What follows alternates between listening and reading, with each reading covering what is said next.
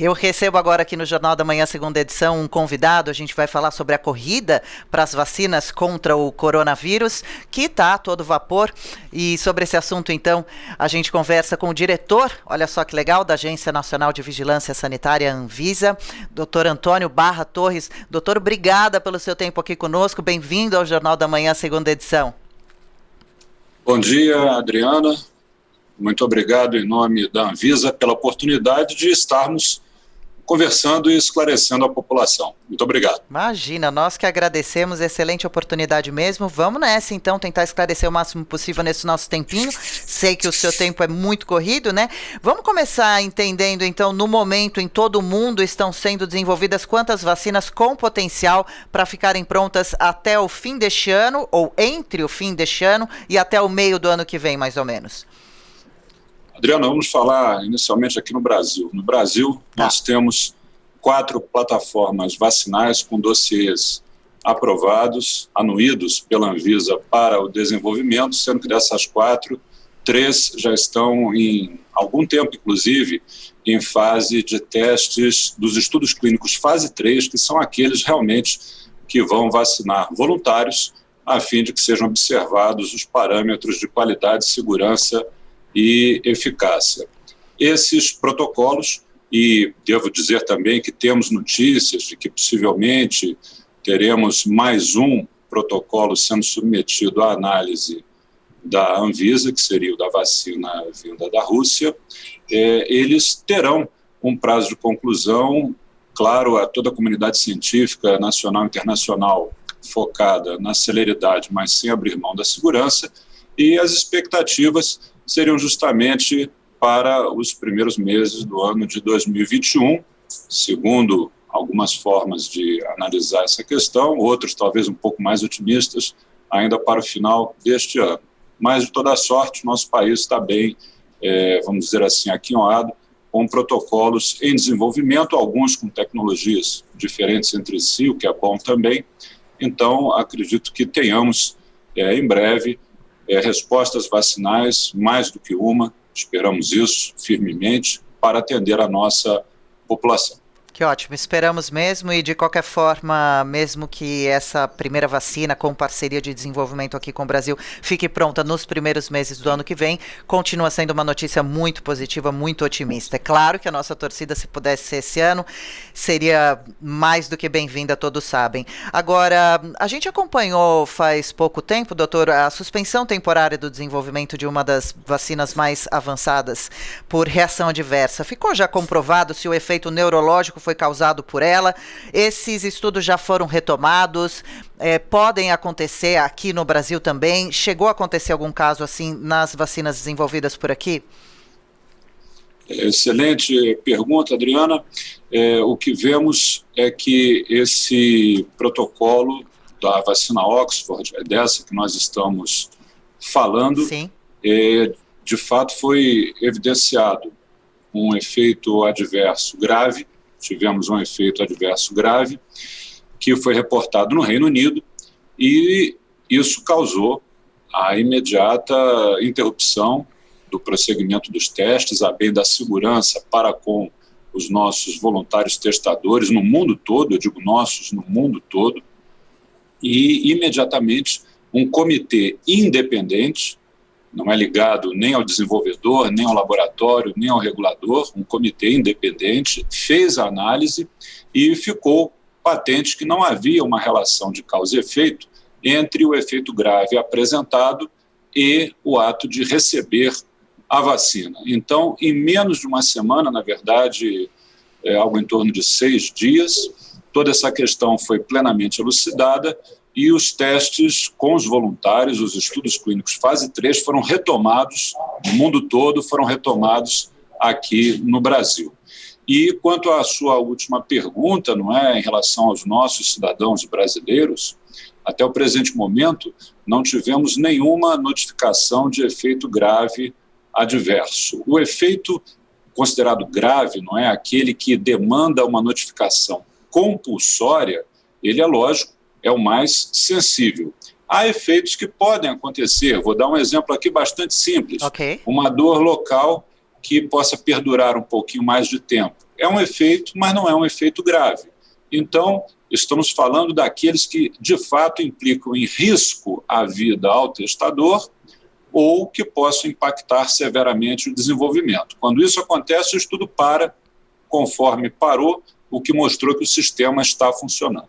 Claro, e preocupado a princípio com a segurança, né, de quem está passando por esses testes. Até se a gente tiver um tempinho um pouquinho mais à frente da entrevista, a gente pode falar um pouquinho mais sobre as pessoas que estão sendo testadas. Entrou um novo grupo agora também, né, de mais pessoas participando desse processo, mas eu gostaria de perguntar antes, doutor, se o senhor tem informação, por exemplo, se a vacina, a primeira que ficar pronta aqui no Brasil, seja agora no fim do ano, no comecinho, no meio do ano que vem, o medicamento deve ser oferecido, a princípio, quais são os grupos que devem ser imunizados? Porque a maioria da população se anima bastante, mas deve acontecer também um procedimento para essa distribuição das doses, não?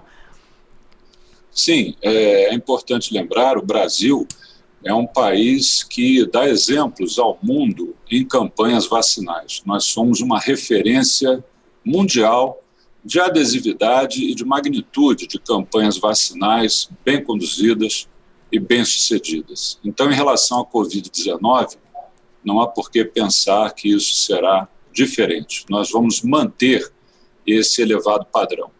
É também importante lembrar à população que o grande coordenador, quem realmente define esse regramento, é o maior ator da saúde nacional, que é o Ministério da Saúde. Então, o Ministério da Saúde, tão logo disponha das vacinas, já em condição, em quantidade, com atesto de qualidade, segurança e eficácia, firmado pela Anvisa, em condição de atender e iniciar a campanha vacinal, assim o fará. Por certo, mas a palavra final sempre é do Ministério da Saúde, creio que haverão determinadas faixas e determinadas classes dos nossos cidadãos, eu digo classes no que tange a idade, a ocupação, todos esses fatores que podem realmente influenciar numa priorização, que se comece por aí. Você veja que, por exemplo, os testes estão sendo priorizados a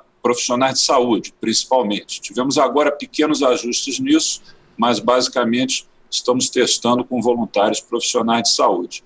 Pode ser que ocorra, no início da campanha de vacinação, algum tipo de categorização, vamos dizer assim. Mas é muito cedo para falar disso. E a última palavra, de fato, é do Ministério da Saúde, não nossa. Ok.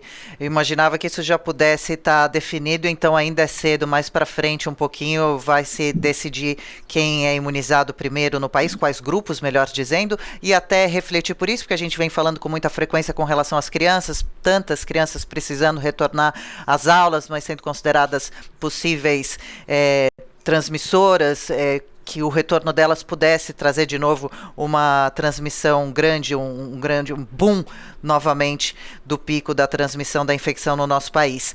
E no começo da entrevista, por favor, diretor, pode falar. Desculpe interrompê-la, só para justamente deixar bem clara essa última pergunta. Tá. Provavelmente pode até já haver, por parte do Ministério, neste momento agora, durante a nossa entrevista, essa definição. Sim. Mas temos que confessar que, diante da pandemia, o dia tem 24 horas e parece que é pouco. Verdade. Nós gostaríamos que tivesse mais. Recentemente, quando nós conversávamos com as autoridades inglesas, por exemplo, você imagina as questões de fuso horário, então foram várias noites aí sem dormir, todas as equipes se comunicando. Aliás, não só Brasil e Reino Unido, no mundo inteiro, e cada um com o seu fuso horário. Então, são muitas informações num curto intervalo de tempo. Então, como de fato a política de vacinação e o seu ordenamento é uma atribuição do Ministério, e como esse detalhe, que não é um detalhe, é uma coisa muito importante, mas não é direta e intimamente ligada à Anvisa, eu não quero aqui passar o conceito ou deixar isso transparecer de que o Ministério não esteja já com isso pronto. Pode ser até que esteja, certíssimo. Mas, digamos assim, não é um dado que, neste momento, nós da Anvisa precisamos lidar com ele. Por isso que ele disse que, de fato, essa questão é do Ministério. Pode ser até que já esteja definida, mas nós aqui da Anvisa, em que pese tenhamos uma interlocução excelente com o Ministério da Saúde, muito fluida, muito tempestiva. É um dado que, digamos assim, agora a gente não precisa saber. Daqui a pouquinho vocês se reúnem para falar sobre esse assunto também, tomara, né? Essa é a torcida. Agora, eu gostaria de perguntar também, diretor, quando a população vai saber que a vacina, o senhor falou agora há pouco que tem 4 sendo desenvolvidas com parceria aqui com o Brasil, 3 já em fase avançada, quando a população vai saber que a vacina é confiável? A preocupação em ter acesso rápido preocupa, né? A autorização da Anvisa basta para oferecer segurança? A gente fica na dúvida quanto tempo seria necessário que a pessoa testada vivesse, né, em tempo mesmo, de decorrer de tempo, para poder realmente ter alguma reação adversa ou não. Mas nesse caso, o selo da Anvisa, a autorização da distribuição e da vacinação para a população, por que ela oferece segurança total e que pode ser confiável? Essa segurança, Adriana, que é aquilo que nós buscamos e é o que está no altar mais sagrado do nosso trabalho, ela é estabelecida através do trabalho de servidores desta casa, todos com alta capacitação e com grande experiência nas suas atividades, são profissionais das mais diversas disciplinas. A agência não é uma agência isolada, ela está em contato com as principais suas irmãs, agências regulatórias no mundo inteiro.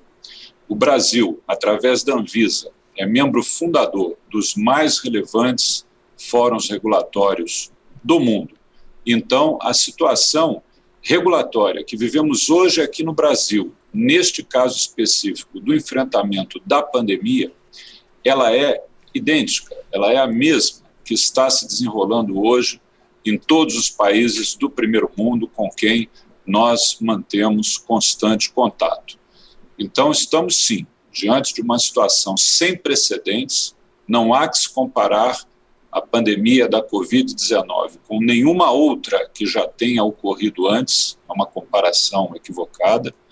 Tudo desta vez nos coloca diante de um fato novo, uma situação completamente nova. Então, é lógico que temos a necessidade de agir com rapidez, mas, ao mesmo tempo, somos perfeitamente conscientes da nossa responsabilidade quanto às questões de segurança. Então, o que digo como presidente da Anvisa é que quando essas plataformas vacinais estiverem com a nossa marca, com o nosso registro, estaremos dizendo à população que deverá aderir a essa campanha quando ela for lançada. E a população saberá através de vocês, saberá através da imprensa nacional, saberá através das publicações no Diário Oficial, com total transparência, conforme, aliás, é o que estamos sempre fazendo e buscando atender aos chamamentos da imprensa, aos quais sempre seremos gratos. Bacana, perfeito.